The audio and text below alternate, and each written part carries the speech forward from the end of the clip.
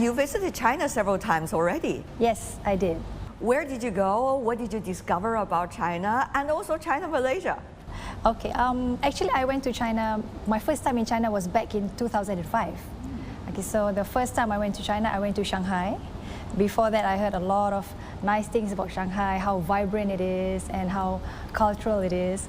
So I went there. Unfortunately, it was for work, but I managed to see a lot in Shanghai, and at that time, I find that Shanghai was very much more advanced compared to my own country. And I managed to visit many more cities. Of course, I went to the capital city in Beijing. I've been to the smaller cities in Tianjin and a few other places. And I find the people in China are very polite and very determined. For example, I went to visit for work. I went to visit, they were building a free trade zone somewhere. And they were telling me that they work 24 hours. They change the shifts so that they can get everything ready. Because normally people just work 9 to 5 and then you continue the next day. So China is very determined in that sense. I was very surprised. And I always wonder how important it is. You know, values similar to that could be today, especially when you see a lot of negativity, when you see a lot of fragmentation in the news every day. One could hardly breathe while reading the headlines. Yes. So how does that work for you, you know, these kind of Asian values? Well, I think last time was different. During the time when I grew up, there were no social medias. We were only allowed to watch what was on TV and then read what was on the newspaper, right? So now it's different. News travel in a split second. So I have nieces and nephews. They also, I see them that they grow up differently. They behave differently, or sometimes too much influence on the social media. So I always believe that we should go back to a little bit on the traditional method whereby children are supposed to play with real toys and not computers or social media. We live a real life rather than just virtual life. Otherwise, we lose the ability to socialize as well, right? The touch, human touch, in a way. You become an introvert if you keep on, you're alone watching the social media. You are able to be alone.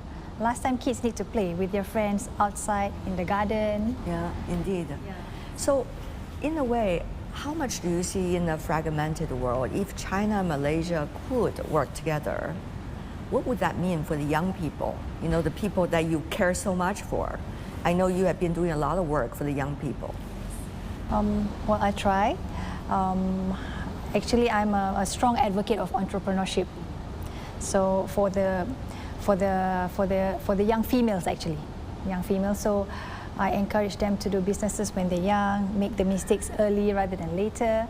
And we have a lot of programs with China as well. We have multi-visits, teachers and students exchange programs so that we can learn a lot of cultural differences and learn about each Islamic civilization as well as the Chinese civilizations.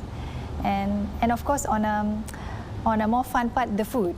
Yes. So actually learning about each other's food is actually also learning about their culture, right? Indeed. Food brings people together. Absolutely. Yes, and we can learn about their culture.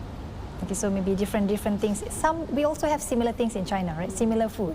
So I think, if I'm not mistaken, Malaysian, Chinese, and Guangzhou, people in Guangzhou eat almost the same food. Yes. So that's the similarity. Similar. Yes. Yeah. So, and then of course there's many other types of food that we can bond with. Actually, when we see the region, not just Malaysia, but you know, even ASEAN is such a vibrant place, and it is playing such a critical role. How much space do you think there is for the young people in the region as a result? For me, there's always a lot of space. It's just there's always a lot of opportunities. Yes. It's whether you are able to seize the opportunity or not. But sometimes when you're too engrossed in, you know, in social media or doing your own thing, so you forget about what's happening in the world. Actually, some young people, they don't even know what's happening in the world. So, in order to actually seize the opportunities, we have to know what's happening in the world, what's happening in the country. So it's a very there's a very huge opportunity for them. People need to travel. Yeah, They need to travel and see their own life and see the world. By the way, there has been a free visa Right. for both sides. Right. The young people can travel. There are so many business people that are traveling also between China and Malaysia. How much will this create the space for possibilities, especially now? As you know, we were very affected by the COVID-19 pandemic. So, I think before that, we have Malaysia depended on China for tourism. I think we had in 2019 alone, we had like nearly 3 million visitors just from China alone. So, and then the pandemic came, and then everybody took a bad hit. And then now with the new free visa, we can further enhance our cultural exchange, and then have more bilateral trades. We can have multi-visits, meaning that teachers are very important. To me, teachers are very important. So that's why I try to encourage for teachers to come and have some exchange programs, learn about our culture. China and Malaysia exchange their cultures, and then learn more on the opportunities that we have. As you know that I think the Xiamen University is the first Chinese campus that's in Malaysia. And then there are a lot of Malaysian students in China as well. Indeed. I think about 13,000 Malaysian students in China for now. And I think that the start of the Xiamen University is great. So these kind of people to people, especially at the young people's level, is so crucial to you. Right. Yes. It reminds me of the time, when Admiral Zheng He from China centuries ago, traveling 6 times out of the 7 trips he made to the region, to Malaysia, Yes. To Malacca Yes, at the time. Malacca, yeah. Yeah, and that has been such a historic town, by the way. And the possibility of that time for people, even though they do not have much access to the most convenient transportation, Yes. but still tried their best to exchange. Yes. It's amazing to me. I was reading his stories and talking to my Malaysian friends. I was thinking, how do people here digest those parts of the history? Admiral Zheng He actually he's in our history books. Oh, So I see. when during our primary school, we learn about him, and in Malaysia we call him Cheng Ho. Yes. The Cheng Ho, I think they Malaysianize it. So Cheng Ho, yes. So we learned that even so, like you said, logistics-wise is difficult, but he managed to travel all Yes. over and exchange porcelain, silk, and they have those butter trades and all that. So he's really, And those are peaceful trips. yes, peaceful, very It's peaceful. not for conquering, it's not for Yes. invasion, it's not for taking the raw materials Yes. away, it's about exchanges. Learning, yes. Yeah, learning. Learning. As pure as that. Yeah, actually, he's legendary. It's because of him that today we have a lot of bilateral trades.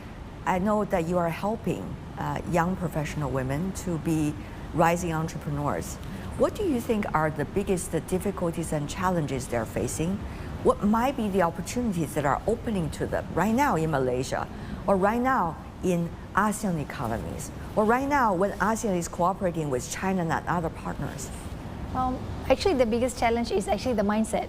Last time there's always this thing where men should do business and women should not. During those times, maybe 20 years ago, and then later on, the Malaysian women when they have their own families, they tend to focus more on their families, and they don't have time to start business. So I always feel that when you do business, you have to make the mistakes, right? So you better make the mistakes earlier than later, Yes. not when your kids have grown up. So but you don't have to do big things. You can always start with small things. Nowadays there's a lot of things that you can do from home. Yes. From the internet, businesses can be online. Those are things are different now. So you can start from there. So that's the main challenge. But actually, on the good side, from Malaysia's statistics in the banks, women are better paymasters if they take loan, because they are more responsible. Of course. If they are the business owners, they treat their staff very good, because they have probably the motherly attitude and they care more about their staff. I'm not saying any bad things about the men, but I'm just saying the statistics shows that they treat people are better. So, and you can see all those superwomen and those super corporate women, right? So they do very well. You know, Beijing is going to celebrate Beijing Plus 30. Yes. 30 years ago, there was an International Women's Conference in which gender equity has become one of the top priorities for many countries since then. How do you see, you know, women as half of the sky, we say in China, can celebrate that moment and also to move on together? I think a little bit of education should be done here, whereby that we can have dialogues and talks about how males should be more receptive towards women doing businesses and treat us as equals, right? Because women are very talented actually. It's just that sometimes they don't have the opportunity or, you know, or they are designed to circumstances. Yeah, circumstances. Yeah, or sometimes they are very talented, but they stay at home because their husbands are capable. So I think we should have more dialogues on this and speak more openly about experiences of women in different countries, because different countries may be different opportunities, different circumstances, different environment, right, and different culture also. Absolutely. Yeah, culture is a very big thing here. Yeah, yeah. I heard a lot about dialogue and culture. Those two keywords are so important for us today. And respect. And respect. We need to learn to solve our problems in a peaceful manner. So dialogue means communication, and cooperation is always the key to Malaysia-China's 50-year friendship and relationship.